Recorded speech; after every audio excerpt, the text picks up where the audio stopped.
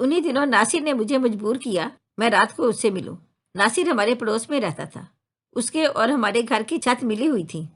दिन में तो किसी ना किसी बहाने अपनी सहेली की मदद से मिल लिया करती थी, मगर रात को मिलने का ये पहला मौका था। नासिर ने कहा कि तुम छत पर आ जाना और मैं अपनी छत से फलांग कर तुम्हारी छत पर आ जाऊंगा। रात के 12 बजे मैं छत पर पहुंची। नहीं जानती बाप की शफकत क्या चीज होती है, लेकिन बड़े भाई ने हमारे सरों पर अपने प्यार का साया कर दिया। हमने बाप की मोहब्बत भी उन्हीं से पाई। तहफ़्फ़ुज़ का एहसास हमें परवान चढ़ाने तक भाईजान से मिला। हमारी कफ़ालत करते करते उनकी उम्र 36 साल हो गई, तो माँ को ब्याह की फ़िक्र लाहक हुई।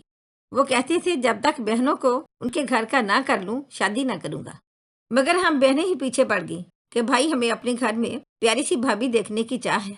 बिल आखिर हमारी ज़िद से उन्होंने हार मान ली और अम्मी बड़े चाव से बहू का ब्याह लाई। हम बहनों की खुशी का ठिकाना ना था।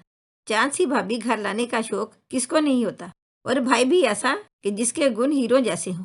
ज़किया भाभी बहुत खूबसूरत थी, सलीका शुआर, हंसमुख, मिलनसार। उनके आने से घर में चांदनी सी भर गई। रात के अंधेरे में भी घर में दिन का उजाला महसूस होता था। बहुत जल्द उन्होंने हमारे दिलों में घर कर लिया। हम नंदों को वो अपनी छोटी बहनें समझती थी और अम्मी जान को माँ की जगह जानती थी। भैया की खिदमत और प्यार और मोहब्बत का इस कदर ख्याल रखती थी कि मेरे भाई भाभी में खोकर गोया सारे जहान को भूल जाना चाहते थे। भाई हमा वक्त बीवी में खोए रहने लगे। पहले उनका मामूल था जब घर आते सीधे अम्मी के कमरे में आते। अब आते ही अपने कमरे का रुख करते जहाँ भाभी बैठी होती। तनख्वाह आधी से ज्यादा दुल्हन के चाव चौंचलों में खर्च होने लगी। अब खाने की मेज पर हम सब बैठते तो भी नजरअंदाज करके बस जकिया जकिया की रट लगा देते। अम्मी कभी कहती कि अशर बेटा जरा आपे में रहो, ऐसे बीवी के दीवाने बनोगे तो लोग जन मरीद कहने लगेंगे। सारे खानदान में तुम्हारी बुर्दबारी और समझदारी मशहूर है। रिश्तेदार इस हाल में तुम्हें देखेंगे तो 100 तरह की बातें बनाएंगे। मगर भाईजान पर तो अपनी दुल्हन का ऐसा जादू चल गया था जो सर चढ़कर बोल रहा था। उन्हें अपना होश रहा और ना हमारा।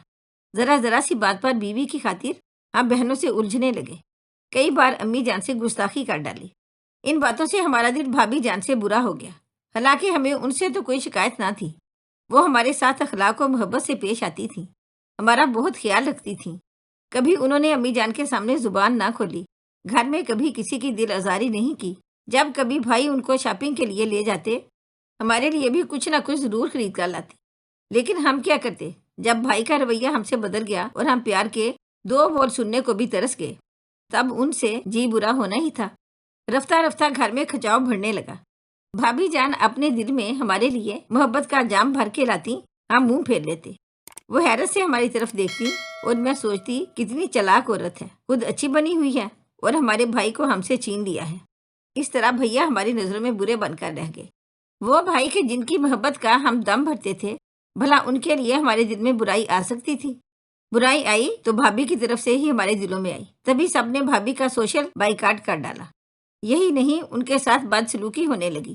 जिसका बस चलता ताने से काम लेता। लेकिन जकिया भाभी ने हर किसी का सलूक तहम्मुल से बर्दाश्त किया। अंदर ही अंदर हमारे दिल जलकर कोयला होकर रह गए थे। हमें भाई की पहले जैसी मोहब्बत और तवज्जो नसीब ना रही थी। आखिर हम बहनों ने वह मशवरा किया कि जब तक भाई का दिल भाभी की तरफ से मैला ना होगा, वो किसी सूरत हमारे ना बन सकेंगे। जल्दी हमें इसी मंसूबे पर अमल पैरा होने का मौका भी हाथ आ गया। उन्हीं दिनों एक रोज भाभी के चचाजाद भाई उनके मेके से एक संदेशा लेकर आए। जिस वक्त वो आए, भैया ऑफिस जाने के लिए तैयार हो चुके थे। कहने लगे, जकिया अपने मेहमान की अच्छी तरह खातिर मदारत करना। मैं ऑफिस से वापस आकर महमूद भाई से गपशप करूंगा। अभी मैं जल्दी में हूँ। ये कहकर भाईजान महमूद को छोड़कर चले गए। भाभी के कजन महमूद के हाथ में एक लिफाफा था। वो उन्होंने जकिया भाभी को दिया और बोले, छोटी बहन की शादी का बुलावा है, जरूर आना होगा। भाभी ने वादा कर लिया। वक्त कम था। महमूद अशर भाई की वापसी का इंतजार किए बगैर चले गए। जकिया भाभी गुस्लखाने में थी जब मैंने उनकी संघार मेज पर लिफाफा रखा देखा। खोला तो उनकी अम्मी की तरफ से खत था। ताकीद की गई थी कि शादी में अपनी सास नंदों को भी जरूर लाना। मैंने वो खत निकाल लिया और उसकी जगह अपनी घर आई सहेली से एक खत लिखवाया जो भाभी के कजन की तरफ से लिखा गया था। इसमें बाजी की मोहब्बत का अफसाना था। लिफाफा मैंने भाईजान की एक किताब में रखकर इस किताब को मेज के नीचे डाल दिया। यह मेज हमेशा भाईजान और भाभी की मसहरी के दाईं जानब रखी रहती थी। اور بھائی جان اکثر رات کے وقت لکھنے پڑھنے کا کام اسی میز پر بیٹھ کر کرتے تھے۔ وہ دن گزر گیا۔ بھائی کو بھابھی جان نے بتایا محمود شادی کا بلاوا دینے آئے تھے۔ لفافے میں امی جان کا دستی خط بھی تھا۔ پھر وہ خط انہوں نے میز پر سرسری طور پر ڈھونڈا بھی مگر انہیں نہیں ملا۔ دوسرے دن شام کو بھابھی جان اپنی سہیلی سلمہ کے ہاں چلی گئیں۔ بھائی کی عادت تھی شام کو چائے اپنے بستر پر نیم دراز ہو کر پیتے تھے اور کسی نہ کسی کتاب کی ورق گردانی کرتے جاتے تھے۔ شام کی چائے میں ہی انہیں دیا کرتی تھی۔ اس روز جب میں انہیں چائے دینے گئی تو پیالی ان کو تھما کر دانستہ زمین پر جھک کر کچھ ڈھونڈنے لگی۔ وہ بولے کیا ڈھونڈ رہی ہو؟ میں نے کہا کچھ نہیں۔ بھابھی کی لپسٹک گری ہوئی تھی وہی اٹھا رہی تھی۔ اسی دوران میں نے فرش پر گری کتاب اٹھا کر ان کے سامنے تپائی پر رکھ دی اور کمرے سے نکل گئی۔ وہ کتاب اٹھا کر ورق گردانی کرنے لگے۔ رات کو بھابھی آئیں۔ حسب معمول بھائی اور بھابھی نے ہمارے ساتھ کھانا کھایا۔ تاہم سبھی نے محسوس کیا کہ بھائی جان چپ چپ ہیں۔ وہ ذکیہ بھابھی سے ہنسی مذاق بھی نہیں کر رہے تھے۔ اندازہ کر لیا کہ تیر نشانے پر بیٹھا ہے۔ آج پہلی بار میرا بھائی اپنی بیوی کو بری طرح نظر انداز کر رہا تھا۔ اس رات پھر جھگڑا شروع ہو گیا۔ بھائی کچھ کہے جا رہے تھے اور بھابھی رو رہی تھی۔ سسکیوں کی آواز ہم سب نے سنی مگر کوئی ان کے کمرے تک نہیں گیا۔ شادی کے بعد یہ ان کی پہلی لڑائی تھی۔ میاں بیوی کا معاملہ تھا، بھلا کوئی کیوں مداخلت کرتا؟ لیکن بات یہ نہ تھی، اصل بات تو یہ تھی کہ بھابھی کی سسکیاں آج ہم سب کے دلوں کو راحت بخش رہی تھی۔ اس کے بعد تو جیسے مہکتے ہوئے چمن میں آگ ہی لگ گئی۔ بھابھی کا پھول کی طرح کھلا ہوا چہرہ مرجھا کر رہ گیا اور بھیا چپ چپ رہنے لگے۔ اب وہ دفتر سے آتے ہی سیدھے ہمارے کمرے میں آ جاتے، ہم سے ہنستے بولتے پہلے کی طرح امی جان کے گلے میں باہیں ڈال دیتے۔ جو ہی بھابھی آ جاتی چپ ہو جاتے، تیوری پر بال پڑ جاتے تو بھابھی جان تل ملا کر رہ جاتی۔ میں جی ہی جی میں خوش ہوتی کہ اب آیا مزہ، کہ محبت چھن جائے تو کیسی تکلیف ہوتی ہے۔ ہم سے ہمارا بھائی چھین کر ذرا بھی خیال نہ آتا تھا کہ ہمارے دلوں پر کیا گزرتی ہوگی۔ ایک روز پھر ہنگامہ ہوا۔ پتہ چلا کہ اشر بھائی نے اپنی بیوی پر محمود سے ماضی میں محبت کا الزام لگایا ہے اور شک کا کھلم کھلا اظہار کر دیا ہے۔ بھابھی نے قرآن پاک اٹھا کر یقین دلایا کہ یہ سب جھوٹ ہے، بہتان ہے، لیکن وہ یہی سوال کرتے تھے کہ پھر یہ خط کہاں سے آیا ہے، مگر بھابھی کے پاس اس بات کا کوئی جواب نہ تھا۔ بھابھی کیسے یہ کہہ دیتی کہ تمہاری اماں بہنوں نے ایسا کیا ہوگا؟ بھلا یہ بات سنی اشر بھائی کو کب گوارا ہوتی؟ جوں توں کر کے بھابھی اپنی اجڑی ہوئی خوشی کے دن تمام کرنے لگی۔ ہزار بار قسمیں کھا لیں لیکن بھائی کا دل پہلے جیسا صاف نہ ہو سکا۔ عجب اتفاق کہ انہی دنوں ناصر نے مجھے مجبور کیا میں رات کو اس سے ملوں۔ ناصر ہمارے پڑوس میں رہتا تھا۔ اس کے اور ہمارے گھر کی چھت ملی ہوئی تھی۔ وہ بچپن سے مجھے پسند کرتا تھا اور ہمیشہ میری توجہ حاصل کرنے کی کوشش میں رہتا تھا۔ بالآخر میں بھی اس کی جانب ملتفت ہو ہی گئی اور وہ مجھے اچھا لگنے لگا، یہاں تک کہ ہم دونوں نے ساتھ مرنے جینے کی قسمیں بھی کھائی تھیں۔ لیکن اس بار ہمارے گھر والوں کو کچھ معلوم نہیں تھا۔ معلوم ہو جاتا تو کم از کم میری تو شامت آ جاتی۔ دن میں تو کسی نہ کسی بہانے اپنی سہیلی کی مدد سے مل لیا کرتی تھی، مگر رات کو ملنے کا یہ پہلا موقع تھا۔ ناصر نے کہا کہ تم چھت پر آ جانا اور میں اپنی چھت سے پھلانگ کر تمہاری چھت پر آ جاؤں گا۔ رات کے 12 بجے میں چھت پر پہنچی۔ وہ میرا منتظر تھا۔ ہم دنیا و مافیا سے بے خبر اپنی باتوں میں گم ہو گئے۔ مجھے خبر نہ ہوئی کہ کب بھابھی وہاں پر آ گئی۔ ہوش تب آیا جب ہم نے انہیں اپنے سامنے پایا۔ کہنے لگی تمہارے بھائی آ رہے ہیں، ناصر جلدی سے اپنی چھت پر واپس چلے جاؤ۔ تبھی وہ فوراً منڈیر سے دوسری جانب کود گیا۔ بھابھی مجھ سے بات کر ہی رہی تھی کہ بھائی اوپر آ گئے۔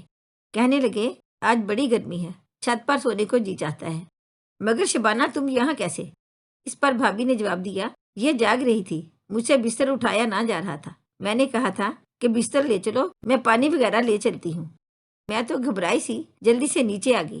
رات بہت دیر تک سوچتی رہی کہ اگر بھابھی نے پردہ نہ رکھ لیا ہوتا تو بھائی جان میرا کیا حشر کرتے۔ صبح بھابھی نے بتایا کہ تم لڑکیاں آنگن میں سو رہی تھی، تبھی ہم دونوں نے چھت پر سونے کا فیصلہ کیا تھا۔ کیا خبر تھی کہ تم اور ناصر اوپر ہو؟ میں نے ہاتھ جوڑ کر بھابھی سے منت کی اور معافی مانگی۔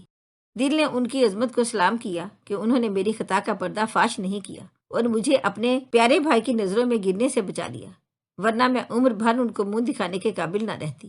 گو کہ بھابھی جان کو پہلے ہی اندازہ تھا کہ یہ خط والی حرکت بھی میری ہی تھی، پھر بھی انہوں نے تحمل سے کام لیا اور موقع ملنے کے باوجود میری اس گری ہوئی حرکت کا بدلہ مجھ سے نہ لیا۔ یہی نہیں بلکہ بھابھی نے بعد میں اپنی کوششوں سے میری شادی ناصر سے کرا دی۔ اب میرا ضمیر مجھے پریشان رکھتا تھا۔ تبھی ایک دن میں نے اپنی بھابھی پر سے الزام دھو ڈالا اور بھائی کو صاف صاف بتا دیا کہ اس دن کتاب میں خط میں نے ہی رکھا تھا، کیونکہ میں اپنے بھائی کی محبت حاصل کرنا چاہتی تھی۔ یہ بتا کر خوب روئی کہ میرا ارادہ ان کا گھر اجاڑنا نہیں، صرف ان کی کھوئی ہوئی محبت حاصل کرنا تھا۔ بھائی نے کہا، بھابھی سے معافی مانگو۔ جب بھابھی نے معاف کر دیا تو بھیا نے بھی معاف کر دیا، کیونکہ وہ جانتے تھے کہ محبت اور جنگ میں ایسا بھی ہوتا ہے۔ البتہ بھائی نے کہا تھا کہ خدا کی مہربانی تھی کہ میرا گھر اجڑنے سے بچ گیا، ورنہ نادانی میں تم نے تو کوئی کسر نہیں چھوڑی تھی۔ سچ ہے کہ انسان کا دل شک کا گھروندا ہے۔ دل کے شیشے میں اگر ایک بار بال آ جائے تو کبھی جاتا نہیں، خاص طور پر شوہر اور بیوی کے درمیان اعتبار کا پل اگر گر جائے تب زندگی برباد اور تباہی لازم ہو جاتی ہے۔ صد شکر کہ اللہ تعالیٰ نے بھائی اور بھابھی کو تحمل عطا کیا کہ وہ اجڑنے سے بچ گئے، ورنہ شاید میں خود کو کبھی معاف نہ کر پاتی۔ اگر آپ کو ہماری آج کی کہانی اچھی لگی ہو تو پلیز اسے لائک کریں، شیئر کریں اور مزید اچھی ویڈیو کے لیے ہمارے چینل کو سبسکرائب کریں۔ شکریہ۔